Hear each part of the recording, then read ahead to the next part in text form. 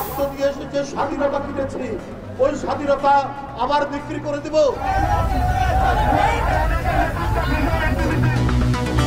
আগরতলা অভিমুখে বিএনপির লং মার্চে নেতা কর্মীর ঢল, পথে পথে ভারতীয় আগ্রাসনের বিরুদ্ধে কঠোর হুঁশিয়ারি। ধর্ম নির্বিশেষে সবাই আপনার এক, এই সার্বভৌমত্বে আমরা কোনোভাবেই ভুলুণ্ঠিত হতে দিব না। দেশপ্রেম আর দেশের মধ্যে প্রশ্ন আসলে তখন সবাই এই জায়গায় একসাথে কথা বলবে। শেখ হাসিনার অনুপস্থিতিতেই বিচার চলতে বাধা নেই, প্রসিকিউশনের সঙ্গে বৈঠক শেষে পরামর্শক টবি Catman. We will have to then look upon whether she is tried in her absence or whether in fact we look to the International Criminal Court to provide assistance. সচিব পর্যায়ে বৈঠকে ভারতকে স্পষ্ট ও জোরালো বার্তা ঢাকার, কূটনৈতিক সম্পর্কের নতুন মাত্রা বলছেন বিশ্লেষকরা। আমার মনে হয় এটা শো, কারণ ভারতের মতো একটা হেজিমনিক রাষ্ট্রের সামনে বাংলাদেশ যে এখন মাথা উঁচু করে কথা বলতে পারছে, এটা প্রথম ধাপ। এবং দীর্ঘ গৃহযুদ্ধে বিধ্বস্ত সিরিয়ার অর্থনীতি, স্বৈরশাসকের পতনের পর ইসরায়েলি বেপরোয়া হামলায় নিরুপায় বর্তমান প্রশাসন।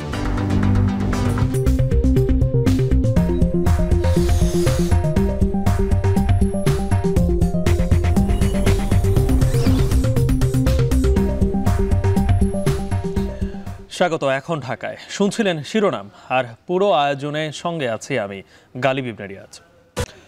ভারতীয় আগ্রাসন, দেশটির গণমাধ্যমের অপতথ্য প্রচার, কূটনৈতিক মিশনে হামলা ও দিল্লি হাইকমিশন সহ বিভিন্ন সীমান্ত অভিমুখে দেশটির কট্টর সংগঠনের কর্মসূচির প্রতিবাদে চলছে বিএনপির বিশাল লং মার্চ। আগরতলা অভিমুখে বিএনপির লং মার্চে নেতাকর্মীর ঢল নেমেছে। পথে পথে ভারতীয় আগ্রাসনের বিরুদ্ধে কঠোর হুঁশিয়ারি দিচ্ছেন তারা। নয়াপল্টন থেকে লং মার্চ সূচনার সমাবেশ করে বিএনপি নেতারা। পথে ভৈরবে সমাবেশ হবে, এরপর আখাউড়ায় গিয়ে শেষ হবে লং মার্চ। আরও জানাচ্ছেন জাওয়াদ মাহমুদ।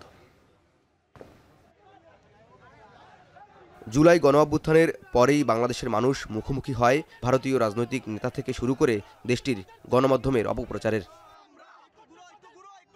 শুধু যে রাজনৈতিক দল কিংবা গণমাধ্যমই নয়, উগ্র হিন্দুত্ববাদী কিছু সংগঠনকেও দেখা যায় বাংলাদেশ নিয়ে নানা উস্কানিমূলক বক্তব্য দিতে, যার অধিকাংশই ঘিরে আছে নানা সাম্প্রদায়িক উস্কানিমূলক বক্তব্যে।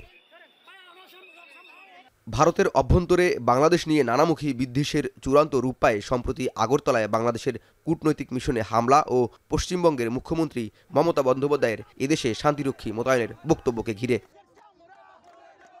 এরপরেই বাংলাদেশের সকল শ্রেণী পেশার মানুষ প্রতিবাদ বিক্ষোভে সোচ্চার হয়ে উঠে রাস্তায় নেমে স্বাধীনতা সার্বভৌমত্ব রক্ষায় ঐক্যবদ্ধ থাকার ঘোষণা দেয়। তারই ধারাবাহিকতায় দেশের অন্যতম রাজনৈতিক সংগঠন বিএনপির অঙ্গ সংগঠন ছাত্রদল, যুবদল, স্বেচ্ছাসেবক দল রোববার ভারতীয় হাইকমিশনে স্মারকলিপি জমা দেয়। পরবর্তী আগরতলার উদ্দেশ্যে লং মার্চে যাত্রা করে। আখাউড়া সীমান্ত অভিমুখে লং মার্চ ঘিরে সকাল থেকেই দলের কেন্দ্রীয় কার্যালয়ের নয়াপল্টনের সামনে জাতীয় ও দলীয় পতাকা সহ রং বেরঙের ব্যানার ফেস্টুন নিয়ে হাজির হয় দলের নেতাকর্মীরা। তখন তাদের কণ্ঠে ছিল ভারতীয় আগ্রাসন রুখে দেওয়ার দৃঢ় প্রত্যয়। শেখ হাসিনা পালিয়ে গিয়েছে, পালিয়ে গিয়ে ভারতকে যে ষড়যন্ত্র করছে, এখন আমাদের দেশ নিয়ে যে ষড়যন্ত্র চালাচ্ছে, তাই আমরা আজকে আখাউড়া অভিমুখী হচ্ছি ভারতকে উচিত শিক্ষা দিতে। ভারতের যে কোনো মোকাবেলা আমরা প্রস্তুত। এক চুলো ভারতকে কোনো ছাড় দেওয়া হবে না। আওয়ামী লীগের পিঠের ছাল তুলে ফেলবো। এই ভারত আওয়ামী লীগের দালালি দুর্নয় এক পটাকি, এই পটাকের কোনো ছাড় নাই। লং মার্চ পূর্ব সংক্ষিপ্ত সমাবেশে বক্তব্য দেন অঙ্গ সংগঠনের কেন্দ্রীয় নেতারা। প্রধান অতিথির বক্তব্য রাখেন বিএনপির সিনিয়র যুগ্ম মহাসচিব অ্যাডভোকেট রুহুল কবির রিজভী। বক্তব্যে ভারতীয় আগ্রাসন ও দিল্লির পররাষ্ট্রনীতির সমালোচনা করেন তিনি। রক্ত দিয়ে যে স্বাধীনতা কিনেছি ওই স্বাধীনতা আবার বিক্রি করে দেব। আমরা পিন্ডির কাছ থেকে স্বাধীনতা ছিনিয়ে এনেছি, এটা দিল্লির কাছে আমরা আত্মসমর্পণ করব। পাশাপাশি ভারতের অপরাজনীতির বিরুদ্ধে ঐক্যবদ্ধ থাকার কথা উঠে আসে তার বক্তব্যে। ভারতের শাসক গোষ্ঠী গোটা পৃথিবীর গণতান্ত্রিক দেশগুলোর কাছে তারা সমালোচিত, অথচ ভারত গণতান্ত্রিক দেশ, তাদের ওরা নিজেরা গণতান্ত্রিক দেশ, কিন্তু ওরা চায় না বাংলাদেশ তারা এখানকার জনগণের কথাই ছিল। তারা ভুটান, তারা নেপাল, তারা কি বলে যে বালদ্বীপ শ্রীলঙ্কার লোকরা নিজের কথাই ছিল, দিল্লির কথাই চলতে হবে। বন্ধুরা আমার, ওরা বাংলাদেশের মানুষের রক্তের যে তেজ, তাদের যে আত্মশক্তি, তাদের যে বীরত্ব, তাদের যে দৃপ্ত পদবিক্ষেপে এগিয়ে যাওয়ার যে ঐতিহ্য, এইটা দিল্লির সাউথ ব্লক ওরা বুঝতে পারেনি। কি পরিমাণ তাদের রক্তের ধমনীতে বীরত্বের প্রবাহ চলছে। সংক্ষিপ্ত সমাবেশ শেষে গাড়িবহর নিয়ে আগরতলার উদ্দেশ্যে যাত্রা করে দলের নেতাকর্মীরা। আখাউড়া স্থলবন্দরে 24-এর গণ অভ্যুত্থানের আকাঙ্ক্ষাকে ধারণ করেই আগামী দিনে ভারত বাংলাদেশ সম্পর্ক নির্ধারণের বার্তা দেওয়া হবে বলেও জানান দলটির কর্মী সমর্থকরা। জাওয়াদ মাহমুদ, এখন, ঢাকা। আগরতলা অভিমুখে যুবদল, স্বেচ্ছাসেবক দল ও ছাত্রদলের যে লং মার্চটি এখন এগিয়ে যাচ্ছে, সেই লং মার্চের সর্বশেষ তথ্য আমরা জানতে চাই। আমাদের সঙ্গে যুক্ত হবেন সহকর্মী সিফাত শাহরিয়ার। সিফাত, আমরা দেখতে পাচ্ছি যে লং মার্চ মানে গাড়িবহর এগিয়ে যাচ্ছে এবং এই গাড়িবহরের সাথে আপনিও আছেন। এখন গাড়িবহরের অবস্থান কোথায় রয়েছে এবং যে পথ সমাবেশগুলো হওয়ার কথা রয়েছে সেটির এখনো কোনোটি হয়েছে কিনা, নাকি সামনে কোনো সমাবেশ হবে, কি অবস্থা?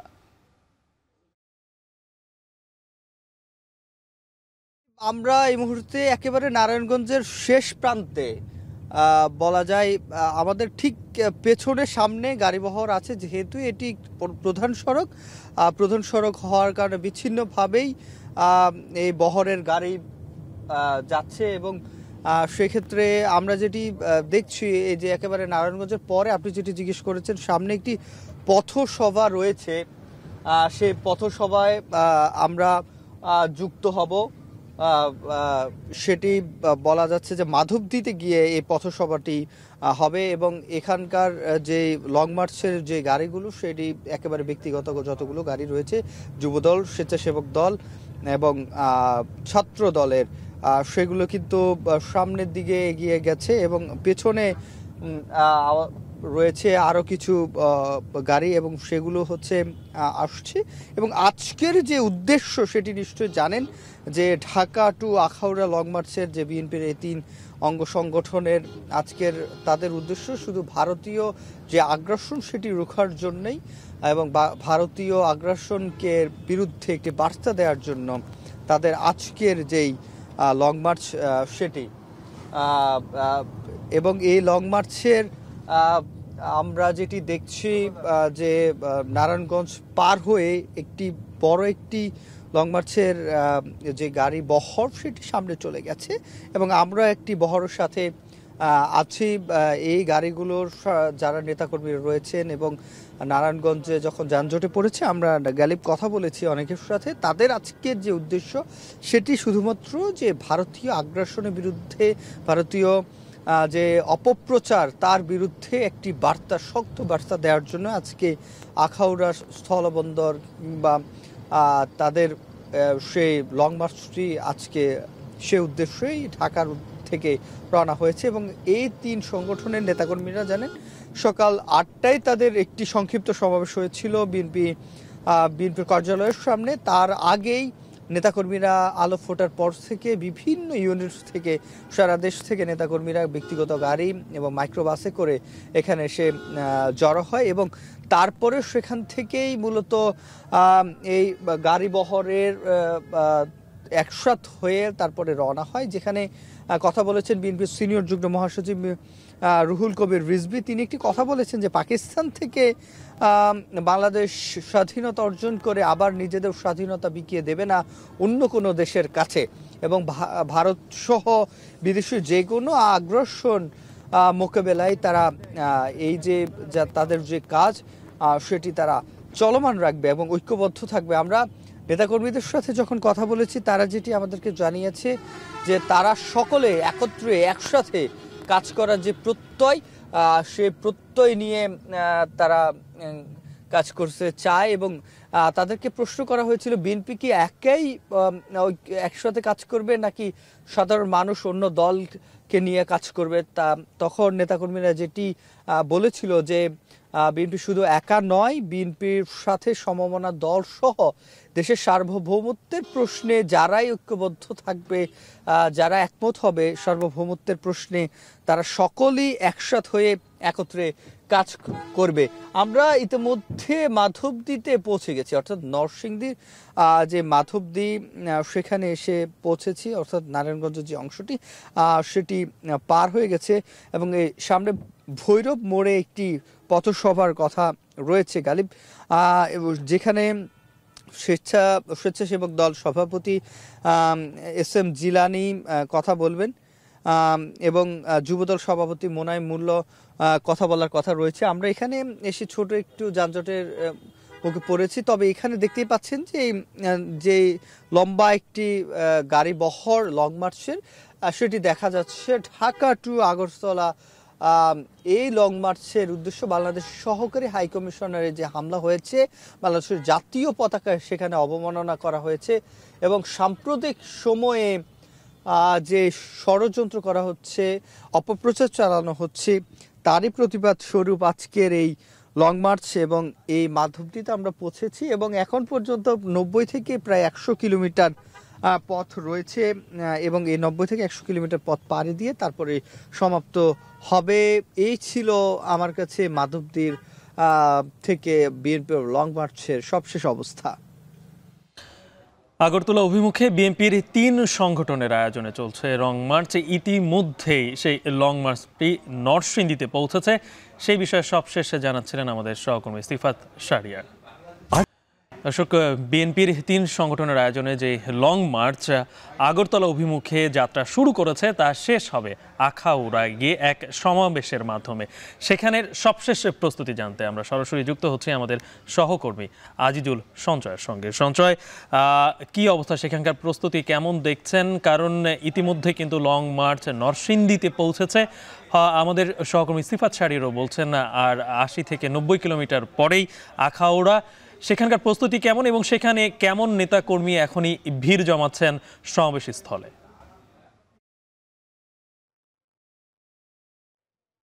গালিব, এখানকার প্রস্তুতি যদি আপনাকে বলি, আজকে সকাল থেকে কিন্তু এই আখড়স্থল বন্দরের যে ট্রাক ইয়ার্ড আছে সেখানে একটি মঞ্চ প্রস্তুতের কাজ চলছে এবং সেটি একেবারে শেষ পর্যায়ে, অর্থাৎ আর ঘন্টা দেড়েকের মধ্যেই কিন্তু এই যে মঞ্চের যে প্রস্তুতের কাজ সেটি কিন্তু পুরোপুরি শেষ হয়ে যাবে। আপনি যেটি জানতে চেয়েছেন যে আসলে নেতাকর্মীদের উপস্থিতিটা কিরকম, গালিব আসলে এখনো পর্যন্ত কিন্তু খুব বেশি পরিমাণ নেতাকর্মী আসলে আমরা আখড়স্থল বন্দরে আমরা দেখিনি, অর্থাৎ ছড়িয়ে ছিটিয়ে কিন্তু এখন এই আখড়স্থল বন্দরের আশপাশে কিন্তু নেতাকর্মীরা আছেন। আসলে বলা যেতে পারে হয়তো বা আগামী 1 ঘন্টার মধ্যে এই যে সব যে আসলে বিভিন্ন যে ইউনিট আছে বিএনপি, ছাত্রদল, যুবদল, সব ইউনিটের নেতাকর্মীরা কিন্তু এই আখড়স্থল বন্দরে যেখানে আসলে সমাবেশটি হবে সেখানে কিন্তু এসে পৌঁছবেন বলে আসলে আশা করা যাচ্ছে। আমরা কথা বলেছিলাম বিএনপির কয়েকজন নেতৃবৃন্দের সঙ্গে, তারা যেটি বলছেন যে আসলে আজকে কিন্তু অন্তত 50 থেকে 60 হাজারের মতো মানুষের কিন্তু এখানে তারা সমাগম তারা ঘটাতে চান এবং তারা আসলে এই সমাবেশে থেকে কিন্তু তারা একটি বার্তা দিতে চান যে আসলে তারা ভারতের সঙ্গে আসলে কোনো ধরনের প্রভুত্ব নয়, তারা আসলে বন্ধুত্বের বার্তা কিন্তু দিতে চান এবং সেটির জন্য কিন্তু আসলে আজকের এই লং মার্চ কর্মসূচি। তবে গালিব, এই লং মার্চকে ঘিরে কিন্তু এই সীমান্ত এলাকাতে কিন্তু পর্যাপ্ত নিরাপত্তা ব্যবস্থা নেওয়া হয়েছে। আমরা কথা বলেছিলাম আখাউড়া উপজেলা নির্বাহী কর্মকর্তা গাজালা পারভিন রুহির সঙ্গে। তিনি জানিয়েছেন যে বেশ কয়েকজন নির্বাহী ম্যাজিস্ট্রেট এবং বিজিবি 4 প্লাটুন সদস্য ছাড়াও কিন্তু অন্তত 100-এর বেশি পুলিশ সদস্য কিন্তু মোতায়েন করা হয়েছে এই আখড়স্থল বন্দর এলাকার যে সমাবেশস্থল সেখানে কিন্তু এই পরিমাণ আইন শৃঙ্খলা বাহিনীর সদস্য কিন্তু মোতায়েন রয়েছে। আসলে গালিব বলা যেতে পারে যে আগামী 1.5 থেকে 2 ঘন্টার মধ্যেই কিন্তু এই যে লং মার্চের যে গাড়িবর সেটি কিন্তু আখড়স্থল বন্দর এলাকায় এসে পৌঁছবে।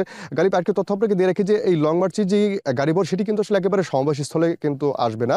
এর আগে কিন্তু আসলে এই যে গাড়িবর সেগুলো কিন্তু এই যে স্থলবন্দর থেকে অন্তত 300 গজ পশ্চিমে কিন্তু যেই খোলা মাঠ যেগুলো আছে, অর্থাৎ যে ফসলি জমির যে মাঠ আছে সেখানে কিন্তু এই লং মার্চের গাড়িবহরগুলো কিন্তু রাখা হবে। তারপর আসলে অনেকটা পায়ে হেঁটে কিন্তু নেতৃবৃন্দরা এই আখড়স্থল বন্দরে কিন্তু এসে পৌঁছবেন এবং তারা কিন্তু আসলে এই লং মার্চ শেষে কিন্তু এই যে সমাবেশ সেটি কিন্তু তারা শুরু করবেন। তো গালিব, আমার কাছে এই ছিল আখড়স্থল বন্দর থেকে এই লং মার্চ সংক্রান্ত সবশেষ তথ্য। আগরতলা অভিমুখে লং মার্চ শেষ হবে আখাউড়াতে গিয়ে। সেখানকার সবশেষ প্রস্তুতির খবর জানাচ্ছিলেন আমাদের সহকর্মী আজিজুল সঞ্চয়। আমরা লং মার্চের আরও খবর জানতে চাই। ইতিমধ্যে আমরা আমাদের সহকর্মী সিফাত শাহরিয়ারের মাধ্যমে জানতে পেরেছি যে লং মার্চের একটি অংশ ইতিমধ্যে নরসিংদীতে পৌঁছেছে।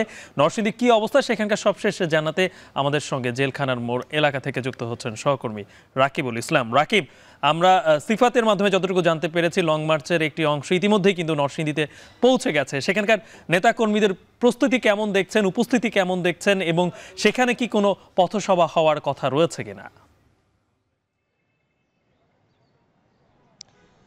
জি, ঢাকা থেকে আখাউড়া অভিমুখে যে লং মার্চ, সেই লং মার্চের গাড়িবহর কিন্তু নরসিংদীতে প্রবেশ করেছে বেলা 11টার পরই। এখনও কিন্তু গাড়িবহর যাচ্ছে। আমার ঠিক পিছনেই আসলে গাড়িবহর যাচ্ছে, অর্থাৎ প্রায় 1 ঘন্টারও বেশি সময় ধরে গাড়িবহর কিন্তু নরসিংদী অতিক্রম করছে। আমরা বেলা 11টায় মাধবদীতে ছিলাম, তখনও দেখেছি। এই মুহূর্তে রয়েছে জেলখানা মোড়ে। তো নরসিংদীর 6টি পয়েন্টে কিন্তু নেতাকর্মীরা জড়ো হয়েছেন মূলত এই লং মার্চের উদ্দেশ্যে, এবং এখানকার নেতাকর্মী যারা রয়েছেন লং মার্চকে কেন্দ্র করে তারা এখানে জড়ো হয়েছেন। স্থানীয় যুবদল, স্বেচ্ছাসেবক দল এবং ছাত্র দলের নেতাকর্মীরা তারা আসলে সড়কের 6টি পয়েন্টে 5 মোড়, জেলখানা মোড়, ভেলানগর, বারুইচা সহ অর্থাৎ ঢাকা সিলেট মহাসড়কের নরসিংদী অংশের মোট 6টি পয়েন্টে তারা আসলে লং মার্চের যে কেন্দ্রীয় নেতাকর্মী আখাউড়া অভিমুখে যাচ্ছেন তাদেরকে স্বাগত জানাতে জড়ো হয়েছেন। তাদের সাথেও আমার কথা হয়েছে।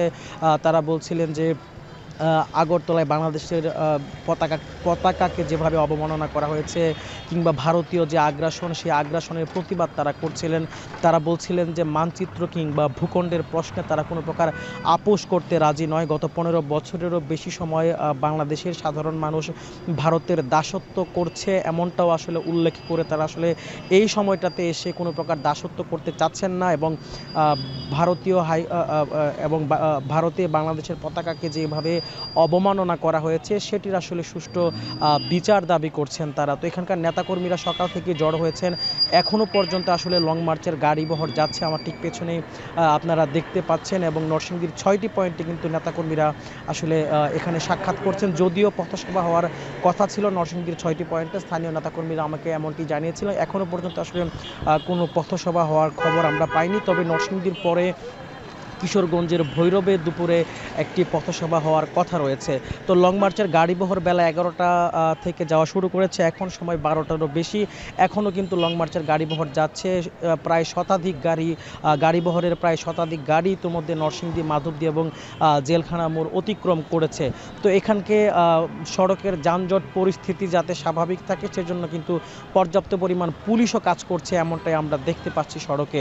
এই ছিল নরসিংদী থেকে আমার কাছে সবশেষ। গালিব। আগরতলা অভিমুখে লং মার্চের সবশেষে জানাছিলেন নরসিংদী থেকে আমাদের সহকর্মী রাকিবুল ইসলাম। শেখ হাসিনার অনুপস্থিতিতে বিচার কাজ চলতে কোনো বাধা নেই। গণহত্যা নিয়ে আন্তর্জাতিক আদালতে যাওয়ার সুযোগ রয়েছে। ভারতের উচিত বাংলাদেশের আইনের প্রতি শ্রদ্ধা রেখে শেখ হাসিনার বিষয়ে পদক্ষেপ নেওয়া। বুধবার আন্তর্জাতিক অপরাধ ট্রাইব্যুনালের প্রসিকিউশন টিমের সাথে বৈঠক শেষে এমন মন্তব্য করেন ব্রিটিশ আইনজীবী ও আন্তর্জাতিক অপরাধ ট্রাইব্যুনালে রাষ্ট্রপক্ষের পরামর্শক টবি ক্যাডম্যান। জাহিদ হাসানের প্রতিবেদন। ৭১-এর মানবতা বিরোধী অপরাধের বিচারের জন্য ২০১০ সালে গঠিত হয় আন্তর্জাতিক অপরাধ ট্রাইব্যুনাল।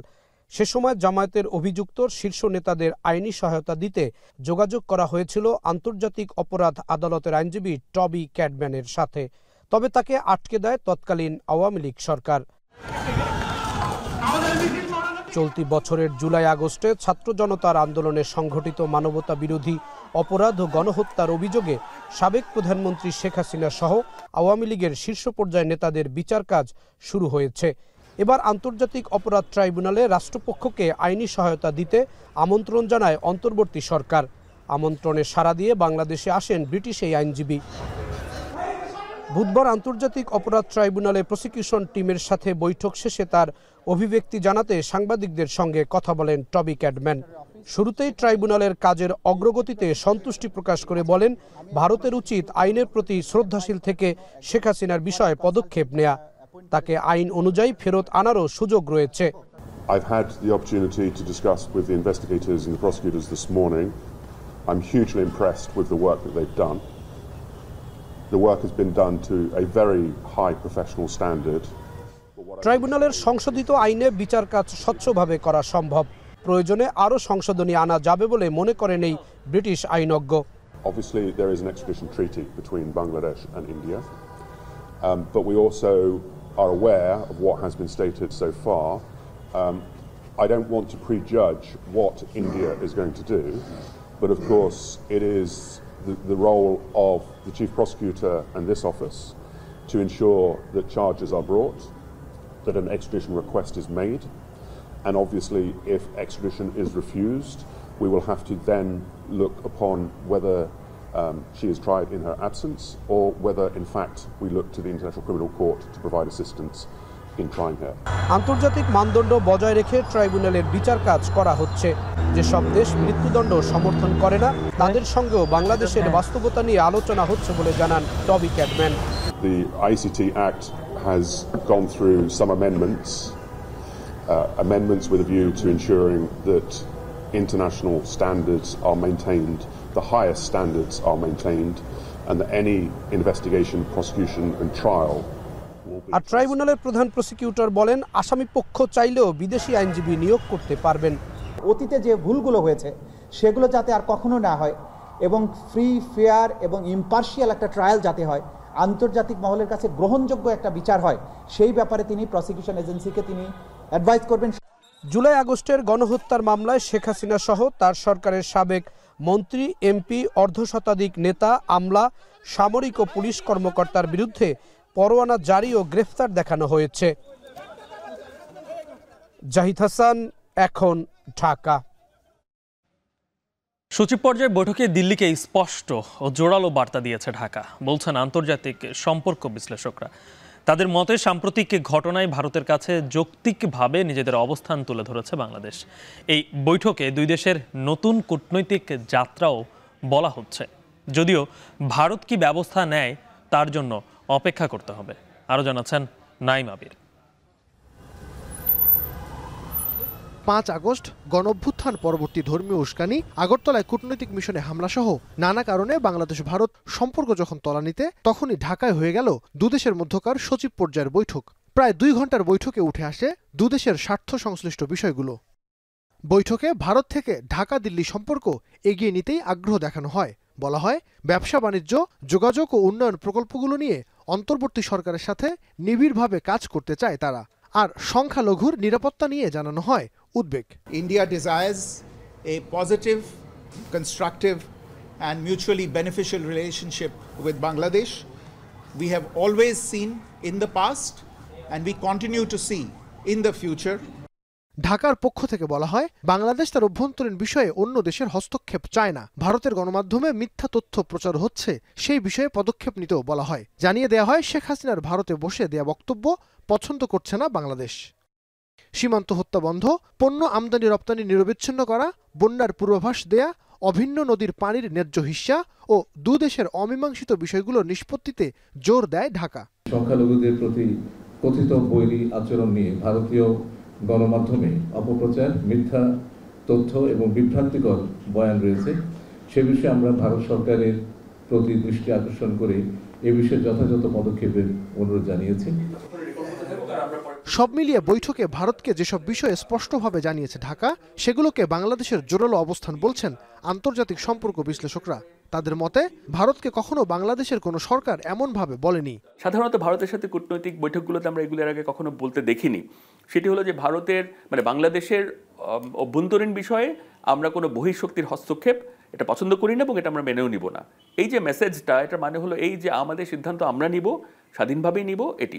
এটি আমার মনে হয় একটা শক্ত অবস্থান ভারতের প্রতি আমাদের, এবং আমাদের একটা শক্ত মেসেজ। মনে হচ্ছিল যে বাংলাদেশ এখানে থেমে থাকবে না, তো আমার মনে হয় এটা শুরু। কারণ ভারতের মতো একটা হিজেমনিক রাষ্ট্রের সামনে বাংলাদেশ যে এখন মাথা উঁচু করে কথা বলতে পারছে, এটা প্রথম ধাপ। এরপর হবে এটার অ্যাকচুয়ালাইজেশন। যখন বাস্তবায়ন ঘটবে তখন আস্তে আস্তে বাংলাদেশ কিন্তু তার নিজের পায়ে দাঁড়াবে এবং তার শক্তিকে জানান দিবে। এই বৈঠককে দুদেশের নতুন কূটনৈতিক যাত্রাও বলা হচ্ছে, যাকে বাংলাদেশের পক্ষ থেকে বলা হচ্ছে সমতা ও ন্যায্যতার সম্পর্ক। জুলাই আগস্টের ঘটনার পরে বলতে গেলে কূটনীতি থেকে সরে গিয়েছিল। দুই দেশের সম্পর্কের মধ্যে এমন একটা অবস্থা হয়ে গিয়েছিল যে দেখা যাচ্ছে ব্যবসা বাণিজ্য সবগুলোই ক্ষতিগ্রস্ত হচ্ছিল। সেটা থেকে তারা দুই দেশে মনে করলো কূটনীতির মধ্যে যাওয়া দরকার, এবং তারপর থেকে আমরা দেখলাম যে পররাষ্ট্র সচিব ভারতের, সেও বাংলাদেশে আসার জন্য কথা বললে এবং আসলো, মিটিংও হলো। অন্য কথায় দুই দেশ এখন কূটনীতির মধ্যে তারা রাজি হয়ে গেল। গেল 15 বছর বাংলাদেশ ভারত সম্পর্ক একতরফা উল্লেখ করে এই বিশ্লেষক বলছেন সমতা আনতে না পারলে দুদেশের সম্পর্ক টেকসই হবে না। কেন আমরা ট্রানজিটকে বলছি একতরফা হচ্ছে, এই আমি সবসময় বলে এসেছি যে যে কোনো সম্পর্ক যখন একতরফা যদি হয় বিশেষ করে এই ট্রানজিট কানেক্টিভিটির ব্যাপারে সেটা কিন্তু টেকসই হয় না। কারণ দুই দেশের জনগণ যদি লাভ না করে ওটা একসময় না একসময় বাধা আসবেই। ভারতীয় পররাষ্ট্র সচিব বিক্রম মিশ্রির সঙ্গে বৈঠক সফল মনে করা হলেও এখন দেখার বিষয় সম্পর্ক উন্নয়নে ভারত কি পদক্ষেপ নেয়। নাঈম আবির, এখন, ঢাকা। জামাত ইসলামের আমির ডক্টর শফিকুর রহমান বলেছেন, জুলাই আগস্ট বিপ্লবে জাতির বিরুদ্ধে তৎকালীন সরকার যুদ্ধ করেছে। দেশে ন্যায় বিচার প্রতিষ্ঠা করতে হলে সুষ্ঠু নির্বাচনের মাধ্যমে সরকার গঠন প্রয়োজন।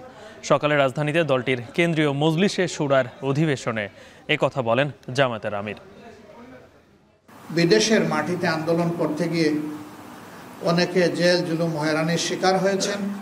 আমরা সরকারকে অনুরোধ করব দ্রুততম সময়ের ভিতরে আমাদের মিশনগুলোকে কার্যকর করে এবং সরাসরি ঢাকা থেকে সংশ্লিষ্ট দেশের সরকারের সাথে যোগাযোগ করে তাদের মুক্তির ব্যবস্থা করা, রাষ্ট্রের সকল প্রাপ্তবয়স্ক নাগরিককে ভোটার তালিকায় অন্তর্ভুক্ত হওয়ার সুযোগ সৃষ্টি করে দেওয়া।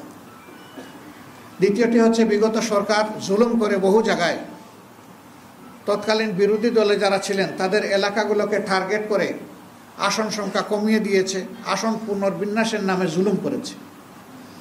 এগুলাকে আবার পুনর্বিন্যাস করা লাগবে। আর্মি এভিয়েশন বেসিক কোর্স 13-এর ব্রেথেট এবং সার্টিফিকেট প্রদান অনুষ্ঠান হয়েছে ঢাকা ক্যান্টনমেন্টে। 1978 সালের 1 জানুয়ারি প্রতিষ্ঠার পর থেকে তরুণ সামরিক কর্মকর্তাদের উড্ডয়ন প্রশিক্ষণ পরিচালনা করে আসছে আর্মি এভিয়েশন গ্রুপ। সকালে ঢাকা ক্যান্টনমেন্ট সেনা প্রধানে উপস্থিত ব্রেভেট ও সার্টিফিকেট হস্তান্তর করা হয়।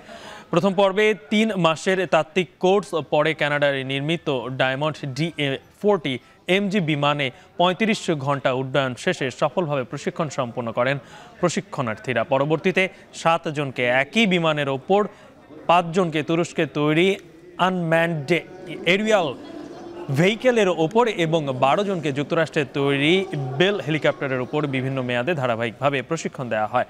এই কোর্সে ফিক্সড উইংয়ে লেফটেন্যান্ট আদনান রাকিব, রোটারি উইংয়ে ক্যাপ্টেন আবদুল্লাহ আল হাসিব এসি এবং UAV রেজিমেন্ট শ্রেষ্ঠ বৈমানিক হওয়ার গৌরব অর্জন করেন ক্যাপ্টেন ফাহিম আল জামান।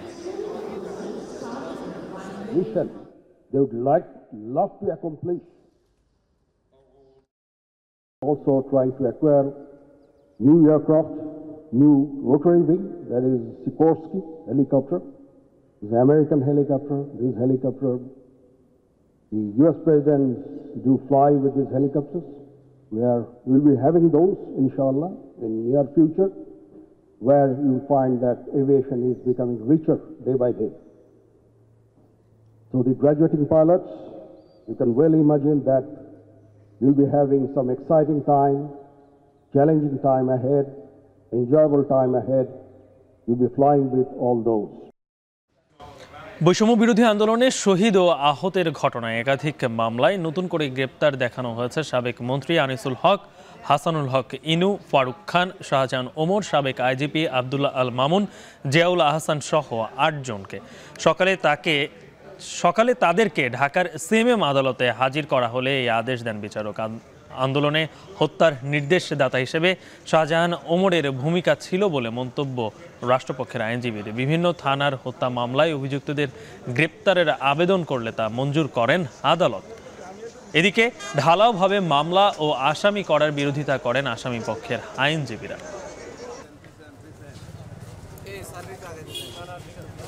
ভারতীয় ষড়যন্ত্রের বিরুদ্ধে পুলিশ দেশের জন্য প্রস্তুত আছে বলে জানিয়েছেন অবসরপ্রাপ্ত পুলিশ অফিসার্স কল্যাণ সমিতির ভারপ্রাপ্ত সভাপতি এম আকবর আলী।